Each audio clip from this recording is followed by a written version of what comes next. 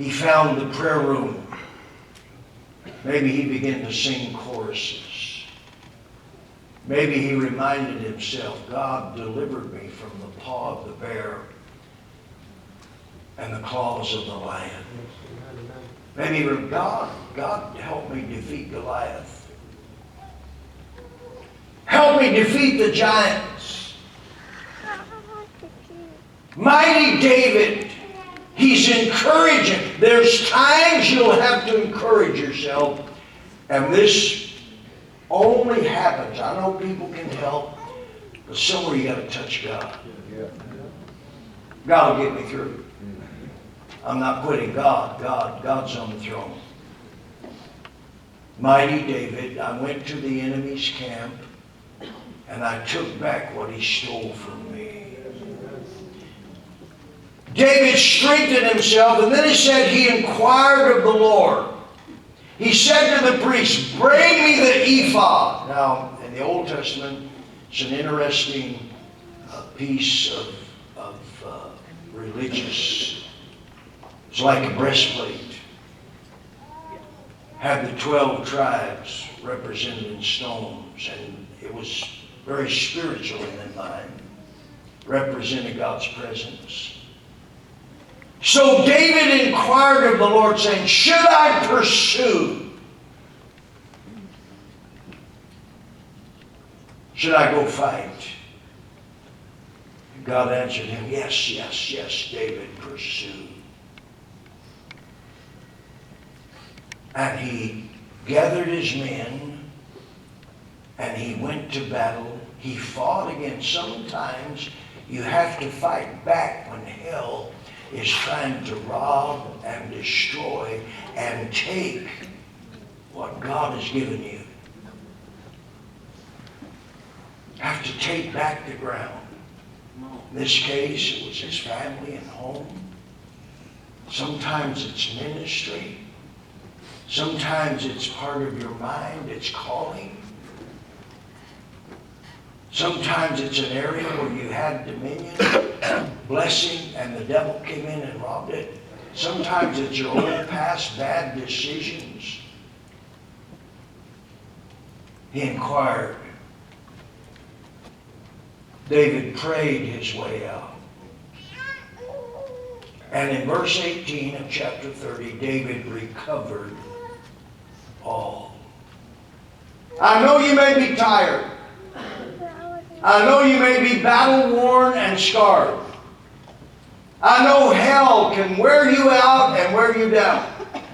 The world, just the nature of being a man, a family, just the nature, the role you're called to play by God can wear you out. What do you do? Years ago, Connie and I, she was 18. We were been married a couple of years. Brad was just a baby, 7 months old. And I had a 1963 red blacktop convertible Impala.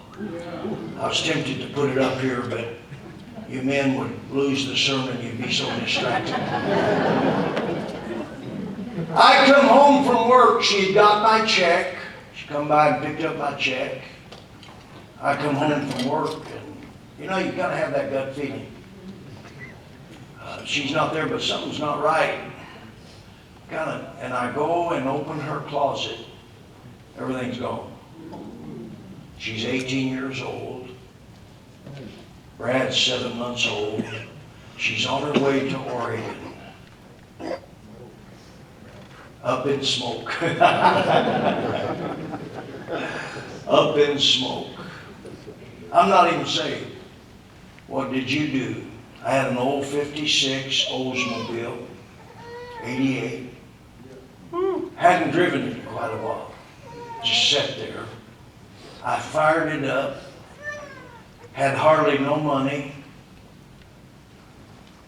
Hate to almost say this. I had a box full of white crosses. You know what those are. And I took off for Oregon. On I'm going to go bring her back. Broke down in a junkyard trying to fix it. Pulled into, or I had no clue where she was at. We didn't have cell phones and all those things in those days. And, you know, as a sinner, sometimes you have more faith than as a Christian. I had no clue where she was at.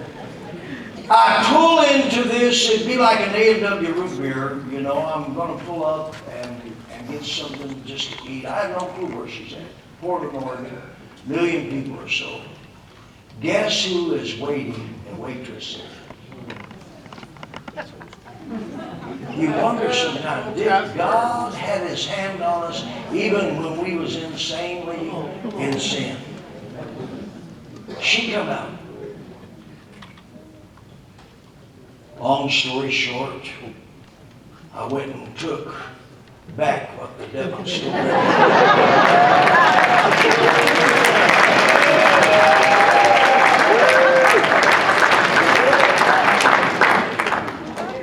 We went back to Illinois and eventually got saved. Sometimes you gotta fight back, men and women. Gotta fight back, gotta have a fighting spirit.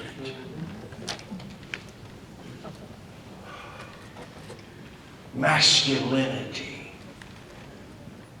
manhood, a male.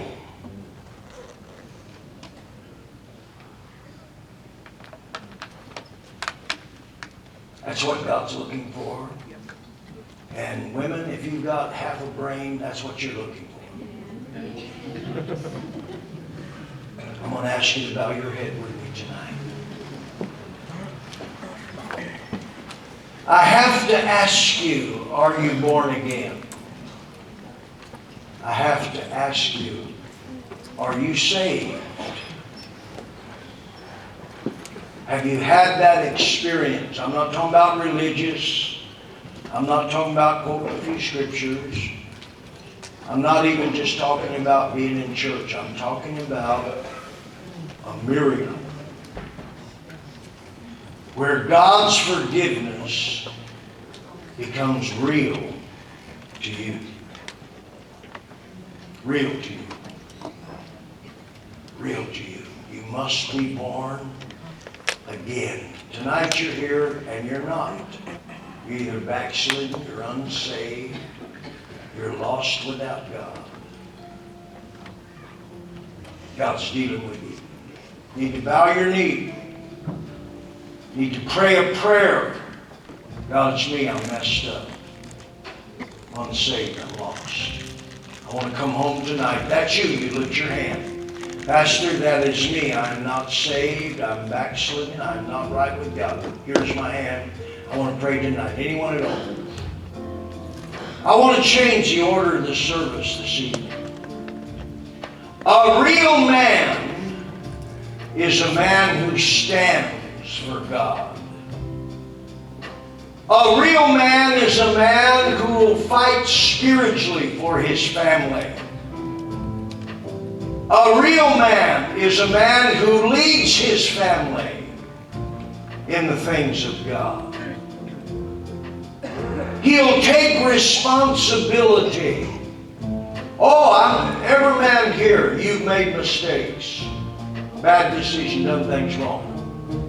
But you own it. Listen, honey, we'll fix it. We'll fix this. We can work this out. We can get it together. We'll make it work. Not run away, not quit. Not hide, not try to blame your wife. Or blame someone. Manhood. Testosterone in the Holy Ghost. I'm going to ask all the men to stand to their feet.